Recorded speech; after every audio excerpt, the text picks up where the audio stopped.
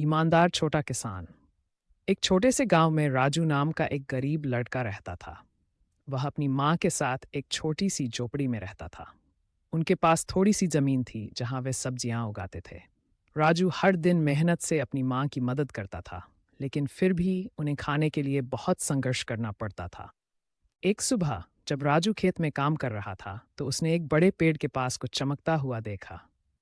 जब वह पास गया तो उसे वहां एक भारी थैली मिली। जिज्ञासा से उसने उसे खोला और चौंक गया। थैली सोने के सिक्कों से भरी थी।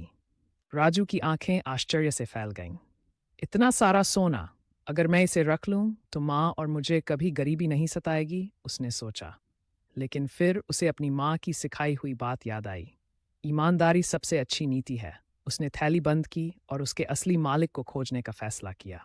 मालिक की तलाश। राजू गांव में घूम घूम कर लोगों से पूछने लगा कि क्या किसी की सोने की थैली गुम हुई है। आखिरकार वह सेठजी नाम के एक अमीर व्यापारी के घर पहुंचा। जब राजू ने उनसे पूछा तो सेठजी ने तुरंत अपना कमरा देखा और पाया कि उनकी थैली गायब थी। हाँ, ये मेरी थैली है।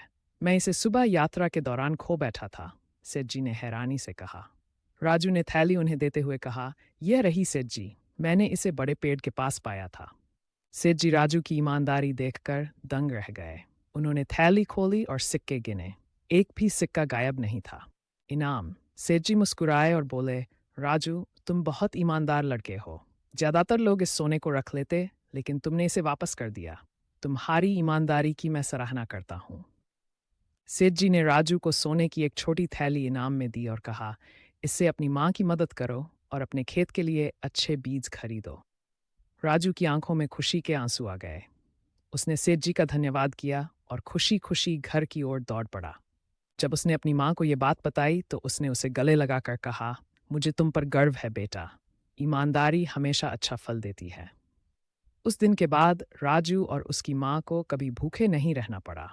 गांव के सभी लोग उसकी ईमानदारी की प्रशंसा करने लगे और आगे चलकर वह एक सफल किसान बन गया। सीख, ईमानदारी सबसे अच्छी नीति।